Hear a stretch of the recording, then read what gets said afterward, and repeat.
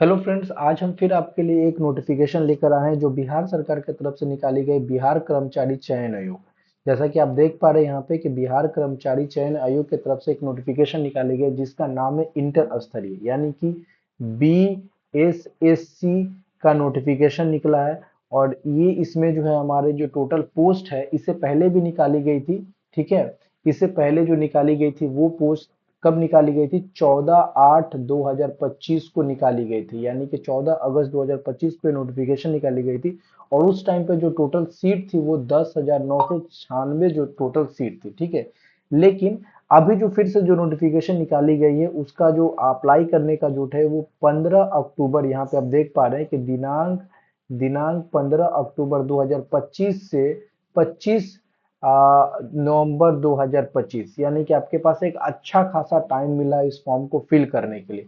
Registration करने का जो टाइमिंग है 15 अक्टूबर से लेके 25 नवंबर तक ले आप कर सकते हैं। और जो टोटल सीट अब इसमें थोड़ा सा बढ़ा दी गई, काफी बढ़ा दी गई, जिसका आपका सीट टोटल हो गया 23,175 सीट अब हो गई। यानी पहले आपका 10,000 सीट निकाला गया था, तकरीबन 11,000, अब उसको तकरीबन 23,200 सीट कर दी गई। तो ये अपने आप में काफी बड़ा सीट है।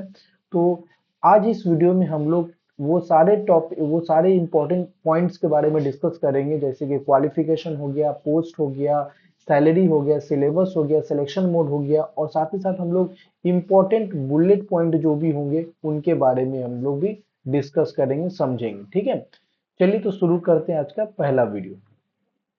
तो सबसे पहली बात यहाँ बुलेट पॉइंट यहाँ पे आ रहा है, वैसे अभ्यर्थी जिन्होंने जो विज्ञापन जो जब नोटिफिकेशन ये निकाला गया था तो उस टाइम पे, यानी कि जो अगस्त में जो नोटिफिकेशन निकाला गया तो उस टाइम पे वैसे कैंडिडेट जो फॉर्म को फिल कर दिए थे, तो क्या वो फिर से फॉर्म फिल करेंगे? तो यहाँ पे बोल रहा है कि आवेदन समर्पित करने की आवश्यकता नहीं है, यानी कि वैसे कैंडिडेट जो आवेदन समर्पित किए हैं, यानी कि पहले से फॉर्म फिल किए हुए, उनके लिए फॉर्म फिल करने के लिए जरूरत नहीं है। ठीक है, आप समझ गए यहाँ पे। तो एक तो ये चीज है कि कंफ्यूजन खत्म हो गया है कि बच्चे लोग के माइंड में होगा कि अच्छा, मैं फॉर्म उस टाइम पे भी निकला गया था, अगस्त में भी निकला गया था और उसमें हमने फॉर्म फिल कर दिया था, लेकिन फिर से ये नोटिफिकेशन निकाला गया सीट को बढ़ा के, पोस्ट को बढ़ा के, इसको वैकेंसी को और ज्यादा ऐड करके इसमें निकाला गया। तो क्या हम फिर से फॉर्म फिल करेंगे, या जो नया नया जो पोस्ट इसमें आया था क्या उसमें एलिजिबल होंगे कि नहीं? तो यहाँ पे साफ तौर से बोल रहा है कि निम्नांकित तालिका के सभी पदों के लिए प्रतियोगी होंगे। अगर आप रिटन एग्जाम क्वालिफाई कर जाते हैं तो जितने भी सारे पोस्ट निकाले गए हैं और जितने भी पोस्ट के जितने भी अलग अलग डिपार्टमेंट है उनमें आप प्रतियोगी होंगे, उसमें आप जो है एलिजिबल है, आप अपने हिसाब से जा सकते हैं। ठीक है, चलिए अब हम लोग बात करते हैं पद की संख्या के बारे में, यानी कि पद के नाम, यानी कि यहाँ पे आप समझिए ये जो लिखा रहा पोस्ट का जो नाम है वो कौन कौन सा। देखिए, निम्न वर्ग के लिपिक जो है वो एक से लेके आपको जो है वो 8 9 9 तक ले आपको देखने को मिल रहा है। एक से लेके 9 तक के जितने भी सारे हमारे पोस्ट हैं वो निम्न वर्ग के लिए हैं। ठीक है, निम्न वर्गीय लिपिक के लिए। लेकिन इसमें जो है ना, जो डिपार्टमेंट है, जो यहाँ पे डिपार्टमेंट है वो सबका अलग अलग। यहाँ पथ निर्माण के लिए है, यहाँ पे आपका जो मद्य निषेध उत्पाद एवं निबंधन विभाग के लिए है। एक तो बिहार सरकार इतना शुद्ध हिंदी में लिखता है, चलिए ठीक है वो शुद्ध हिंदी में लिख रहा है, लेकिन क्वालिटी इतना गंदा होता है कि पढ़ने में भी काफी दिक्कत होता है। ठीक है, वेतन की बात कर लें तो लेवल 2 का वेतन है यहाँ पे इसका। और जो अगर हम क्वालिफिकेशन की बात करें, जो क्वालिफिकेशन की बात करें, मिनिमम क्वालिफिकेशन की बात करें तो वो इंटरमीडिएट है। साथ ही साथ आपको कंप्यूटर्स पर हिंदी में वर्ड प्रोसेसिंग यानी कि टाइपिंग का होना मतलब अनिवार्य है, ये आपको टाइपिंग करना होगा। ठीक है, और टोटल सीट इसमें जो है 38 है। इसी तरीके से जो हमारा जो अलग डिपार्टमेंट जो है गृह विभाग है उसमें 19 सीट है। ये 340 सीट है जो काफी ज्यादा है। इसके अलावा अलग अलग विभाग में अलग अलग सीटें हैं। ठीक है, कुछ कुछ पोस्ट में जो है वो हिंदी के टाइपिंग अनिवार्य है, कुछ पोस्ट के लिए टाइपिंग अनिवार्य नहीं है। ठीक है, तो उसके बारे में बात करेंगे। अब देखिए, ये है फाइलेरिया, क्या लिखा है, फाइलेरिया निरीक्षक करके कुछ है यहाँ पे जो स्वास्थ्य विभाग के लिए है। उसमें लेवल 4 की सैलरी मिलेगी और इंटरमीडिएट है, लेकिन इसमें टाइपिंग अनिवार्य नहीं है। टोटल सीट हमारा 69। ठीक है, इसी तरीके से हमारा जो है वो सहायक अनुदेशक यानी कि जो टाइपिंग का होता है उसमें हमारा जो है मंत्रिमंडल सचिव इसमें लेवल 4 का सैलरी मिलेगा, लेकिन इसका जो जो क्वालिफिकेशन है वो इंटरमीडिएट है, और साथ ही साथ हिंदी एवं अंग्रेजी का जो भी हमारा टाइपिंग होगा, इसमें हिंदी का भी होगा एवं यानी कि और अंग्रेजी का भी होगा। टोटल सीट हमारा 7 है, ठीक है। लेकिन सबसे ज्यादा सीट अगर हम बात करें किसमें है, तो वो आ रहा है इसमें राजस्व एवं भूमि सुधार में। तो राजस्व कर्मचारी की अगर हम बात करें, इसके लिए भी क्वालिफिकेशन हमारा +2 ही है, ठीक है। लेकिन इसमें टाइपिंग का कुछ भी नहीं मांग रहा है, कोई भी टेक्निकल से आपका टाइपिंग नहीं मांग रहा है, यहाँ पे टेक्निकल डिग्री नहीं मांग रहा, ठीक है, और टाइपिंग भी नहीं मांग रहा। और टोटल सीट हम देख सकते हैं 3559 सीट है, जिसमें से जनरल के लिए 1643, और इसके अलावा जो हमारा है, इसके अलावा जो भी हमारे अनुसूचित जनजाति और अत्यंत पिछड़ा वर्ग के लिए भी काफी ज्यादा है, 564 जो है वो हमारे अत्यंत पिछड़ा वर्ग के लिए, तो अच्छा खासा सीट इसमें। वहीं पंचायत सचिव की बात करें, तो ये पंचायती राज विभाग के तरफ से निकाला गया है, और इसमें जो हमारा है लेवल 3 की सैलरी मिलेगी। और ये भी हमारा इंटर लेवल की होगी। देखिए जितने भी सारे पोस्ट है वो सब इंटर लेवल के। इसमें हमारा जो है वो कंप्यूटर्स का जो टाइपिंग है वो नहीं होने वाला है, लेकिन कंप्यूटर एवं टकन तथा एमएमएस ऑफिस का ज्ञान होना चाहिए। तो कंप्यूटर्स का और जो एमएस वर्ड का जो होता है वो ज्ञान आपके पास नॉलेज होना चाहिए, उसके लिए आपसे ये बोल रहा है। तो इसमें भी सीट देखिए 3532 सीट निकाला गया। इसके बाद 504 सीट निकाला गया निम्न वर्गीय लिपिक यानी कि पंचायत राज विभाग के लिए, इसमें लेवल 2 का सैलरी मिलेगा। इसमें भी आपसे बोल रहा है क्या चीज कि भैया आपको जो है ना कंप्यूटर को चलाने का ज्ञान होना चाहिए, आपको नॉलेज होना चाहिए, ठीक है। इसके बाद अगर हम बात करें, तो सबसे बड़ी वैकेंसीज में से एक डिपार्टमेंट आ रहा है नगर विकास एवं आवास विभाग, यानी कि निम्न निम्न वर्गीय लिपिक पद का नाम है, और डिपार्टमेंट हमारा इसका नगर विकास एवं आवास विभाग का है।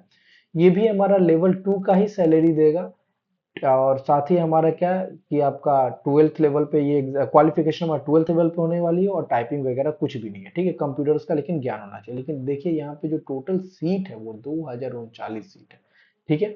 इसके अलावा 238 सीट अगर हम बात करें, तो वो हमारा जो निम्न वर्गीय यहाँ पे अनुसूचित जनजाति एवं अनुसूचित जनजाति कल्याण विभाग की तरफ से निकाला गया। इसमें सैलरी वही लेवल 2 की होगी, +2 का क्वालिफिकेशन है, और कंप्यूटर्स का ज्ञान होना चाहिए, ठीक है। इसके बाद 4 2 3 करके ऐसे ऐसे कुछ कुछ डिपार्टमेंट में निकाली गई है।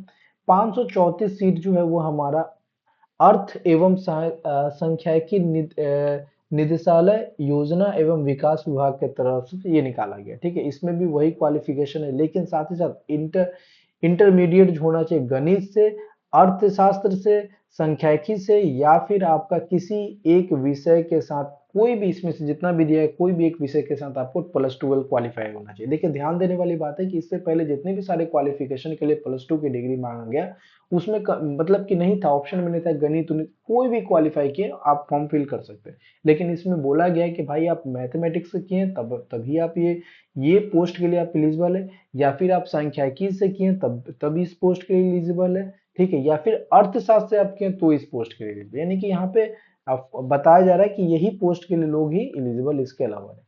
इसके अलावा 281 पोस्ट यहाँ पे देखिए कि आपके यहाँ पे भी 12 पास है, और साथ ही साथ आपको कंप्यूटर का ज्ञान होना चाहिए। विज्ञान एवं जो प्रौद्योगिकी विभाग जो है उसके तरफ से निकाला गया निम्न वर्गीय लिपिक है। इसमें भी आप देख सकते हैं कि +2 लेवल के कंप्यूटर के ज्ञान के लिए बोला 281 सीट है, ठीक है। इसके अलावा अगर हम बात करें 121 सीट हमारा जो है, इसमें देखिए कंप्यूटर का संचालन एवं टकन की ज्ञान होना चाहिए। ये इसमें बोल रहा है कि भैया ये आपको चाहिए बिल्कुल।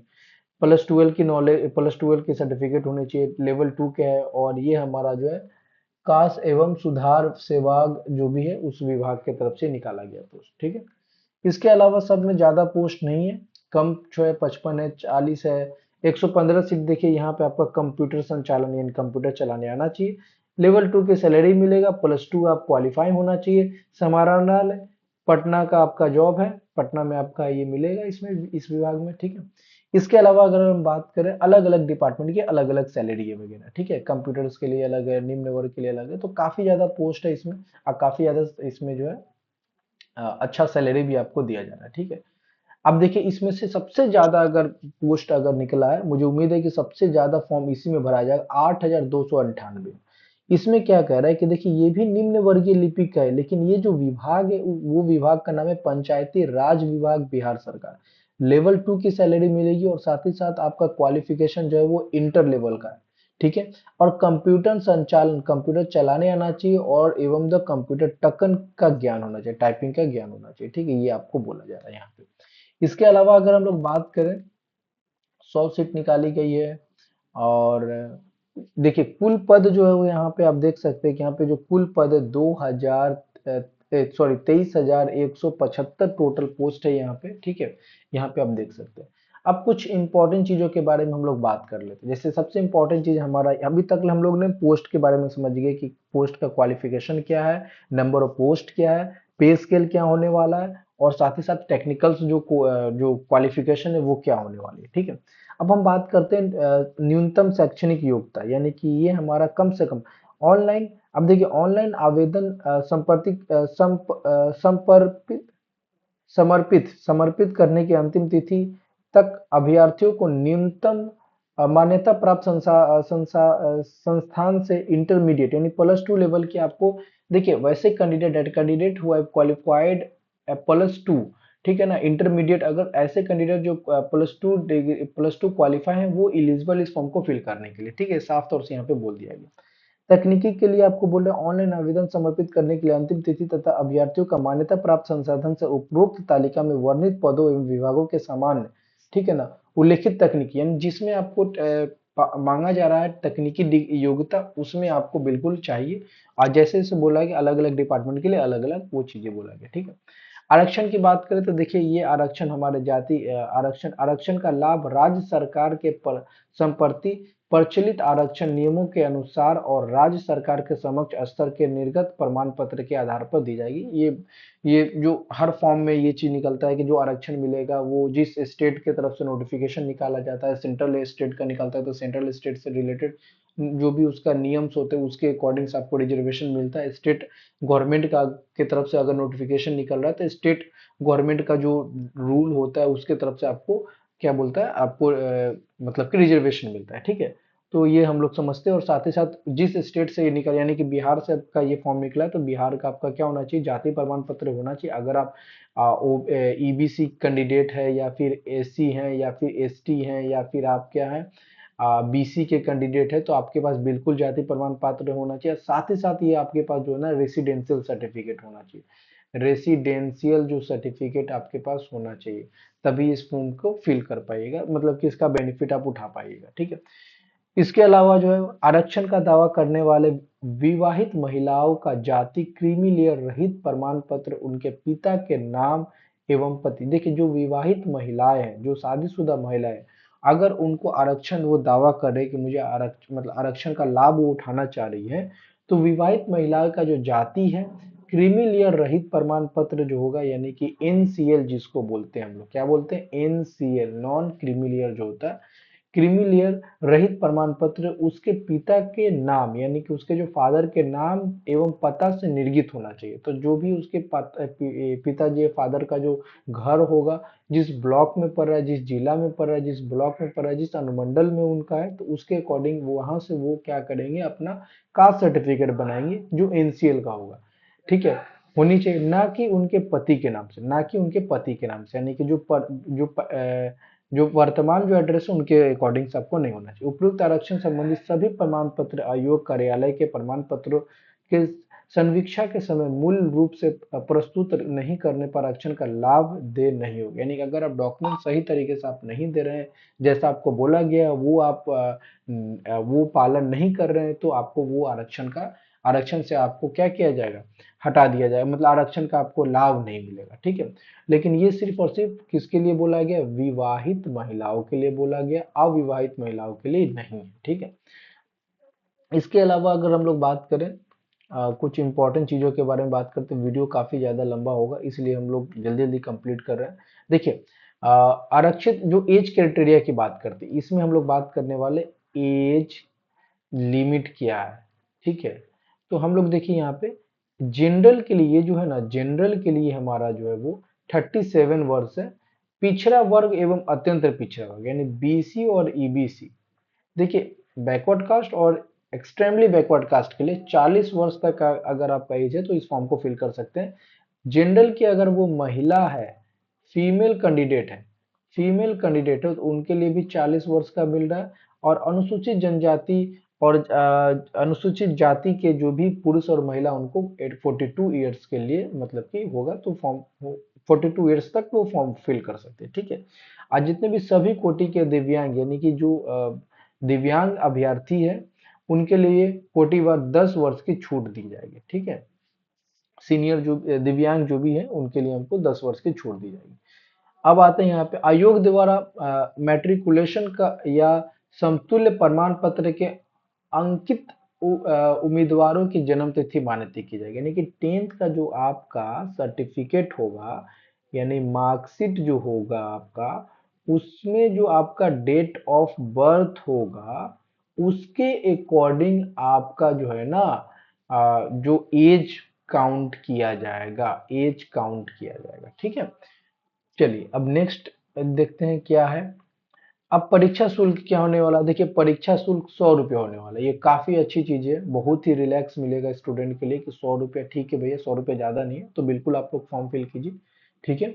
अब बात करते हैं कि जो परीक्षा की जो प्रकृति है, नेचर ऑफ एग्जामिनेशन जो है वो, नेचर ऑफ एग्जामिनेशन यानी कि आपका एग्जामिनेशन जो भी आपका है वो कैसा होने वाला, तो देखिए एमसीक्यू होने वाला। किस तरह से होगा? एमसीक्यू होगा, ठीक है।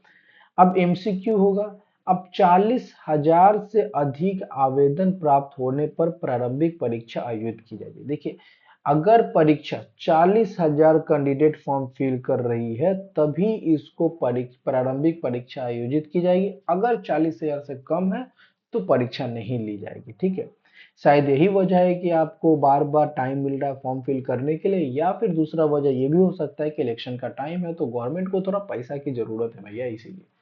अधिक आवेदन प्राप्त होने पर प्रारंभिक परीक्षा एक से अधिक चरणों में आयोजित की जा सकती है। अगर बहुत ज्यादा फॉर्म फिल हो रहा है तो एक से ज्यादा चरण में इसका लिया जा सकता है। विभिन्न चरणों की परीक्षा आयोजित किए जाने की स्थिति में परीक्षा परिणाम समानीकरण की प्रक्रिया अपनाते हुए तैयार की जाएगी, ठीक, बिल्कुल सही है।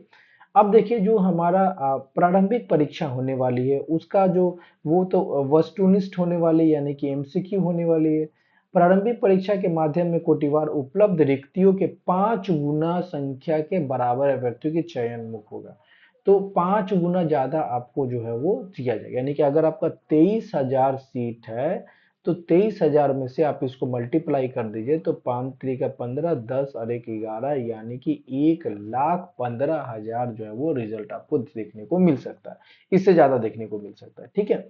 इसके अलावा हम देखिए अब क्या बोला जा रहा है कि सामान्य अंक प्राप्त करने वाले अभ्यर्थी, देखिए ये इंपॉर्टेंट चीज है, सामान्य अंक प्राप्त करने वाले अभ्यर्थी की जन्म तिथि के अनुसार अधिक उम्र वाले अभ्यर्थियों को मेधा सूची में ऊपर रखा जाएगा एवं इसी प्रकार के समान अंक में समान उम्र वाले अभ्यर्थियों के नाम पे अंग्रेजी वर्णमाला के आरोही क्रम के आधार पर उन्हें मेधा सूची में। अब ये क्या कहना चाह रहा है? ये कहना चाह रहा है कि देखिए अगर मान लेते हैं कि ये ए नाम का एक लड़का है और ये बी नाम का एक लड़का है, ठीक है, कैंडिडेट है।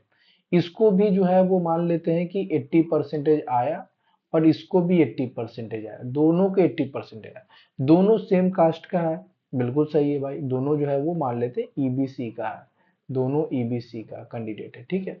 अब यहाँ पे बोल रहा है कि अब जो जब दोनों जब दो या दो जब दो कैंडिडेट का मार्क्स सेम आता है तो उस कैटेगरी उस कंडीशन में हम लोग क्या करेंगे, सरकार क्या करेगा कि जिसका डेट ऑफ बर्थ ज्यादा, अब इसका डेट ऑफ बर्थ मान लेते डेट ऑफ बर्थ के अकॉर्डिंग इसका 25 साल हो रहा है और इसका हो रहा है 26 साल हो रहा है, तो इसको जॉब मिल जाएगा। समझ में आ रहा है? इसको जो है जॉब मिल जाएगा। अगर मान लेते हैं कि दोनों का एज सेम है यानी कि इसका भी 25 इसका भी 25, तो जिसका नाम पहले अल्फाबेटिकल के अकॉर्डिंग मान लेते हैं इसका नाम है अमित नाम है, इसका नाम है अमित नाम है और इसका नाम है भूषण नाम है, ठीक है। तो अमित को जॉब मिलेगा, भूषण को नहीं मिलेगा, अल्फाबेटिकल अकॉर्डिंग। समझ में आ गया चीजों को यहाँ पे? अब देखिए यहाँ पे ये क्या कर रहा है, ये इंपॉर्टेंट चीज है, काफी इंपॉर्टेंट चीज है यहाँ पे। प्रारंभिक परीक्षा में एक पत्र सामान्य ज्ञान का होगा जिनके निम्नांकित विकसित। अब देखिए प्रारंभिक परीक्षा जो होगा उसमें एक जो होगा पेपर उसमें सामान्य ज्ञान होगा। सामान्य अध्ययन ये हो गया हमारा, जनरल स्टडी हमारा हो गया। सामान्य विज्ञान एवं गणित का आपसे पूछा जाएगा। मानसिक क्षमता जांच, से आपसे, यानी कि रीजनिंग्स वगैरह, mental abilities and the logic से रिलेटेड आपको क्वेश्चन पूछा जाएगा। तो ये हमारा था प्रारंभिक क्वेश्चन से रिलेटेड, प्रारंभिक परीक्षा से रिलेटेड, ठीक है। प्रश्न वस्तुनिष्ठ एवं बहुविकल्पीय होंगे। देखिए आपको जो होगा ना, वस्तुनिष्ठ होंगे और बहुविकल्पीय होंगे, एक से ज्यादा ऑप्शन आपको देखने को मिलेगा। कुल एक से बहुविकल्पी मतलब एक से ज्यादा हो गया ऑप्शन। कुल प्रश्नों की संख्या जो होगी वो 150 होगी। अब देखिए यहाँ पे एक इंपॉर्टेंट है कि कुल जो नंबर ऑफ क्वेश्चन है, नंबर ऑफ क्वेश्चन है वो हमारा 150 है, ठीक है। प्रत्येक सही उत्तर के लिए जो मार्क्स जो है वो हमको 4 मार्क्स का दिया जा रहा है, यहाँ पे देखिए। और प्रत्येक गलत के लिए 1 अंक की कटौती दी है, हर गलत के लिए 1 अंक की कटौती की जाएगी, ठीक है। परीक्षा की अवधि 2 घंटा 15 मिनट दी जाएगी। देखिए टाइम भी काफी अच्छा दिया जा रहा है, टाइम भी जो है आपको काफी अच्छा दिया जा रहा है। अब आपको क्वेश्चन आपको हो गया आपका 150, मार्क्स पर क्वेश्चन पे आपको 4 मिल रहा है, निगेटिव मार्किंग भी इसमें है, ये भी ध्यान देना है, ठीक है। साथ ही साथ इसमें जो है वो टाइम आपको काफी अच्छा मिल जा रहा है कि 2 घंटा 15 मिनट, ठीक है। यानी कि आपके पास काफी अच्छा टाइम यहाँ पे। प्रारंभिक परीक्षा में भाषा का माध्यम, हाँ, हिंदी और अंग्रेजी दोनों में आपका प्रश्न होता है। अगर हिंदी और अंग्रेजी के प्रश्न पत्रों में से कोई भिन्नता होगी तो अंग्रेजी के प्रश्न में, यानी कि कोई 2 क्वेश्चन है, दो हिंदी में भी क्वेश्चन लिखा गया और इंग्लिश में भी क्वेश्चन लिखा गया, तो हिंदी में अगर प्रश्न में से कुछ भी आपको मीनिंग चेंज हो रहा है तो इंग्लिश के लिए वैल्यू माना जाएगा, ठीक है। इंग्लिश का ही मान्यता होगा, मतलब कि इंग्लिश का इंपॉर्टेंस दिया जाएगा। बिहार कर्मचारी चयन आयोग परीक्षा संचालन नियमावली 2010 की कांडिका 12 के आलोक में आयोजित परीक्षा प्रश्न पुस्तक सहित ली जाएगी, ठीक। यहाँ पे देखिए ये सबसे इंपॉर्टेंट चीज यहाँ पे, कि परीक्षा पुस्तक सहित ली जाएगी। अब ये क्या कहना चाह रहे हैं, अभ्यर्थी अपने साथ 3 पुस्तक ले जा सकते हैं, 3 पुस्तक ले जा सकते हैं। कितने पुस्तक ले जा सकते, 3 पुस्तक ले जा सकते हैं। अर्थात प्रत्येक खंड के लिए एक ही पुस्तक ले जा सकते हैं, प्रत्येक, जैसे कि आपका सामान्य अध्ययन के लिए 1 पुस्तक ले जा सकते हैं, जनरल स्टडी के लिए आपको 1 पुस्तक ले जा सकते हैं, दूसरा में आपको मैथ के लिए 1 पुस्तक ले जा सकते हैं, ठीक है। इसके लिए हमारा जनरल जो साइंस है उसके लिए हमारा जनरल साइंस के लिए आपको, उसके लिए आप एक पुस्तक ले जा सकते हैं, ठीक है। तो एक एक पुस्तक यहाँ पे ले जा सकते हैं। एनसीईआरटी का हो सकता है, बीएसबी का हो सकता है, आईसीडी, अन्य बोर्ड के टेक्स्ट बुक की मान्यता होगी, ठीक है।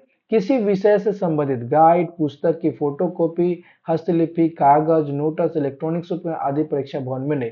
अब देखिए यहाँ पे कुछ आपको लोग को लगा होगा कि भैया 3 पुस्तक ले जा सकते तो क्यों ना हम करें लूसेंट का ले लें, ठीक है। और इसके अलावा जितने भी सारे पब्लिकेशन है वो अच्छा अच्छा पब्लिकेशन है, उनका उनका प्लेटफॉर्म का ले ले, खान सर का ले ले। तो यहाँ पे सख्त मना कर देंगे, बोला गया कि देखिए आप बुक्स, वही बुक्स लेके आ सकते हैं। कौन कौन सा बुक लेके आ सकते हैं, आप एनसीईआरटी बुक ले लीजिए, या फिर आप जो है बीएसईबी के तरफ से जो निकलता है वो बुक ले लीजिए, या फिर आईसीएसी का बुक ले लीजिए, या फिर अन्य स्टेट का, जितने भी स्टेट बोर्ड से रिलेटेड जितने भी है वो ले लीजिए। लेकिन आप गाइड नहीं ले सकते हैं, आप किसी भी नोट्स नहीं ले जा सकते, इलेक्ट्रॉनिक्स उपकरण नहीं ले जा सकते। तो ये ध्यान रखने वाली बात है, ठीक है, ठीक है। अभ्यर्थी, अब नेक्स्ट, अभ्यर्थी परीक्षा कक्ष में अपने साथ ले जाने वाले पुस्तकों पर अपना नाम एवं रोल नंबर अवश्य अंकित करना। देखिए जब आप पुस्तक लेके जाइएगा, मान लेते हैं कोई स्टूडेंट जो है वो एनसीईआरटी का लेके गया, एनसीईआरटी का बुक लेके गया, तो बुक के ऊपर अपना नाम लिखना होगा, यानी कि अमित लिखना होगा, रोल नंबर लिखना होगा, 004 जो भी होगा वो लिखना होगा। ये एकदम मैंडेटरी करने के लिए। परीक्षा के समय पुस्तक का आदान प्रदान पूर्णतः वर्जित है, यानी कि आप परीक्षा जब चल रही है उस वक्त आप पुस्तक को एक्सचेंज करें अपने बगल वाले कैंडिडेट के साथ, स्टूडेंट के साथ, तो वो वर्जित है, आप नहीं कर सकते। अभ्यर्थी के अभ्यर्थी के पुस्तक में रोल नंबर एवं नाम के अतिरिक्त कुछ भी अलग से लिखा पाए जाने की स्थिति में तथा टेक्स्ट बुक या अतिरिक्त अन्य सामग्री ले जाते हैं तो आपका अभ्यर्थी जो भी है रद्द करते हुए विधिक सम्मत कार्रवाई की जाएगी। यानी कि अगर आप अपने बुक में नाम और रोल नंबर के अलावा कुछ भी लिखा हुआ है, ठीक है, यहाँ अगर आप लिख देते हैं, पटना ही लिख देते हैं, ठीक है, पटना लिख देते हैं, पी भी लिख देते हैं, या फिर वो बुक आपका एनसीईआरटी के अलावा कोई दूसरा बुक लेके चल जाते हैं, टेक्स्ट बुक के अलावा कोई दूसरा बुक लेके चल जाते, तो उस कंडीशन में आपको रद्द कर दिया जाएगा और साथ ही साथ आप पे कार्रवाई भी की जाएगी, ठीक है। तो ये ऐसा गलती आप लोग मत कीजिएगा, ठीक है, ऐसा गलती आप लोग मत कीजिएगा। इसके अलावा क्या कर रहा है यहाँ पे, इसके अलावा यहाँ पे कह रहा है कि दिन प्रतिदिन की घटनाओं के सूक्ष्म अवलोकन तथा उनके प्रति विज्ञापन वैज्ञानिक दृष्टिकोण जैसे मामलों की जानकारी संबंधित ऐसे प्रश्नों भी शामिल किए जाएंगे जिनके बारे में जानकारी रखने के लिए किसी भी शिक्षित व्यक्ति को अपेक्षा की जाएगी। जिसमें, अच्छा ये तो आपकी बात की बात है, ये छोड़िए। अब इसमें देखिए क्या क्या आपसे क्वेश्चंस होंगे। इसमें बिहार बिहार से क्वेश्चन पूछे जाएंगे, भारत से रिलेटेड क्वेश्चन होंगे, इसके पड़ोसी देश के संबंधित विषय रूप से प्रश्न पूछे जा सकते हैं। ठीक है। तो समसामयिक विषय में आपका वैज्ञानिक प्रगति से रिलेटेड क्वेश्चन हो सकते हैं, राष्ट्रीय अंतर्राष्ट्रीय पुरस्कार से रिलेटेड हो सकते हैं, भारतीय भाषा हो सकते हैं, पुस्तक हो सकते हैं, लिपिका हो सकते हैं, राजधानी मुद्रा, खेल खिलाड़ी, महत्वपूर्ण घटना, ये सब चीजें क्वेश्चन हो सकती है। ठीक है। इसके अलावा जो हमारे भारत और उसके पड़ोसी से रिलेटेड क्वेश्चन जो हो सकते हैं, पड़ोसी देशों का इतिहास हो सकता है, भारत का इतिहास पूछा जा सकता है, संस्कृति हो सकता है, भूगोल हो सकता है, आर्थिक परिदृश्य हो सकता है, स्वतंत्र हो सकता है, और स्वतंत्र आंदोलन हो सकता है, भारतीय कृषि तथा प्राकृतिक संसाधनों के प्रमुख विशेषताएं हो सकते हैं आपके, भारत का संविधान एवं राज्य व्यवस्था, देश की राजनीतिक प्रणाली, पंचायती राज, सामुदायिक विकास, पंचवर्षीय योजना एवं राष्ट्रीय आंदोलन और बिहार का योगदान, ये सब चीजें क्वेश्चन आपसे पूछे जा सकते हैं। खंड ख में अगर आपसे पूछे जा सकते हैं सामान्य विज्ञान एवं गणित में, इसमें सामान्यतः मैट्रिक स्तर से रिलेटेड होंगे। देखिए जो जो आपके जो खंड ख के जो भी आपके जो क्वेश्चन होंगे साइंस और मैथमेटिक्स से, वो 10th लेवल के होंगे। ठीक है। तो भौतिकी शास्त्र, रसायन शास्त्र, जीव विज्ञान, भूगोल, ये सारे के सारे जो होंगे हमारे। अब देखिए इतिहास इसमें नहीं है, 10th में आपका इतिहास नहीं था, हिस्ट्री आपको नहीं पढ़ना है, इकोनॉमिक्स आपको नहीं पढ़ना है, आपको पॉलिटिकल साइंस नहीं पढ़ना है, तो ये सब चीजें नहीं पढ़ना है आपको, सिर्फ भौतिकी पढ़ना है, रसायन शास्त्र पढ़ना है, जीव विज्ञान पढ़ना है और भूगोल पढ़ना है बस। ठीक है। गणित में आपको क्या क्या सिलेबस है, जो नंबर सिस्टम आप यहाँ पे देख पा रहे हैं, यहाँ पे नंबर सिस्टम से रिलेटेड क्वेश्चन होंगे, होल नंबर से का जो भी होगा आपका क्वेश्चन होगा, डेसिमल और फ्रैक्शन से क्वेश्चन पूछे जा सकते हैं, जो भी नंबर के बीच परस्पर जो भी संबंध होंगे उसके रिलेटेड और नंबर के रिलेटेड जो भी रिलेशन होंगे उससे पूछ सकते हैं। फंडामेंटल जो मैथमेटिक्स के जो भी गणित के जो भी होते हैं वो पूछे जा सकते हैं, परसेंटेज हो सकते हैं, रेशियो हो सकता है, समानुपाती आपसे हो सकता है, प्रोपोर्शन हो सकता है, एवरेज हो सकता है, इंट्रेंस हो सकता है, इंटरेस्ट हो सकता है, आपका प्रॉफिट एंड लॉस हो सकता है। ये सारे क्वेश्चन यानी कि पूरा का पूरा 10th के रिलेटेड सिलेबस है। ठीक, ज्यादा टफ सिलेबस नहीं है। खंड ख में तुमको तो काफी इजी लगा। खंड ग की अगर हम लोग बात करें तो मानसिक क्षमता जांच होगी। ठीक है, जिसमें शाब्दिक एवं गैर शाब्दिक दोनों प्रकार के, यानी वर्बल नॉन वर्बल दोनों तरह के आपके प्रश्न पूछे जा सकते हैं। इस घटक में निम्न संबंधित यथासंभव प्रश्न पूछे जा सकते हैं। ठीक है। अब इसमें सामान्यता से हो गया, आपका विभिन्नता हो गया, स्थान, काल्पनिक, समस्या समाधान, ये सारे से रिलेटेड, तर्किक से रिलेटेड, तर्क शक्ति से रिलेटेड, अंक गणितीय श्रृंखला जो भी होता है हमारे रीजनिंग से रिलेटेड, वो सब चीजें क्वेश्चन पूछे जा सकते हैं। अब देखिए यहाँ पे ये तो सिलेबस आपको पता है, ओवरऑल आपको सिलेबस पता है, लेकिन अब हम बात करने वाले सामान्य वर्ग में जो भी जो क्वालिफाइंग मार्क्स होंगे वो क्या होंगे। तो देखिए क्वालिफाइंग मार्क्स जो होंगे जनरल के लिए कम से कम तो आपको 40% लाना है, 40% कम से कम आपको जनरल के लिए लाना है। ठीक है। पिछड़ा वर्ग के लिए आपको 36.5% आपको लाना है, अत्यंत पिछड़ा वर्ग के 34% आपको क्वालिफाई लाना है, एटलीस्ट लाना है, अनुसूचित जनजाति के लिए 32 और अनुसूचित जाति के लिए जाति जनजाति के लिए दोनों के लिए 32, महिलाओं के लिए भी 32 है और दिव्यांग यानी सभी वर्ग के लिए भी 32 है। ठीक है। तो ये हो गया हमारा क्वालिफाइंग मार्क्स के बारे में डिस्कस किया। अब फिर से एक बार हम लोग आपको याद दिला दे रहे कि आपका जो स्टार्ट जो हुआ था ऑनलाइन 15 अक्टूबर से स्टार्ट हुआ था और लास्ट डेट हमारा है 25 नवंबर। ठीक है। और आवेदन भरने की जो जो लास्ट डेट है वो 27 है, लेकिन 25 जो है वो हमारा क्या है, परीक्षा यानी पेमेंट करने की जो है वो लास्ट डेट है। ठीक है। अब इसमें क्या क्या आपको लगेंगे, तो देखिए ऑनलाइन आवेदन पत्र में योग्यता और आरक्षण से रिलेटेड क्या क्या आपको प्रमाण पत्र और अंक पत्र लग सकते हैं। तो सबसे पहली बात, मैट्रिक का आपका लगेगा मूल प्रमाण पत्र या अंक पत्र यानी कि मार्कशीट। इंटर का भी आपका लगेगा ओरिजिनल सर्टिफिकेट, मार्कशीट। ठीक है। कंप्यूटर ज्ञान से संबंधित अंक, जो भी आपका कंप्यूटर ज्ञान से संबंधित आपके पास अंक पत्र है यानी कि मार्कशीट है, ठीक है, वो लग जाएगा आपके पास। अस्थाई निवासी जो भी होगा, रेसिडेंशियल सर्टिफिकेट के बारे में बात किया जा रहा है, कास्ट सर्टिफिकेट के बारे में बात किया जा रहा है यहाँ पे। स्वतंत्रता सेनानी है तो उसका कुछ सर्टिफिकेट लगेगा, दिव्यांग है तो उसका सर्टिफिकेट लगेगा, विहित प्रपत्र से संबंधित जो भी आपका है वो सब में, अधिकतम उम्र में अगर आपको वरिष्ठ है तो उससे रिलेटेड आपको कुछ छूट चाहिए 10 वर्ष का जैसा कि था, तो उससे रिलेटेड आपको सर्टिफिकेट आपको डालना पड़ेगा। अनापत्ति प्रमाण पत्र से रिलेटेड आपको यहाँ पे डालना पड़ेगा। तो ये सब चीजें इंपॉर्टेंस था, ठीक है। और तो ये रहा आज का वीडियो हमारा, जिसमें हम लोग कोशिश किए हैं कि काफ़ी चीज़ों के बारे में हम लोग डिस्कस किए हैं, और हर वो चीज़ के बारे में कोशिश किए हैं कि जो इम्पोर्टेंट है छूटे नहीं। तो कैसा लगा वीडियो आप हमें ज़रूर बताइए। Thank you so much.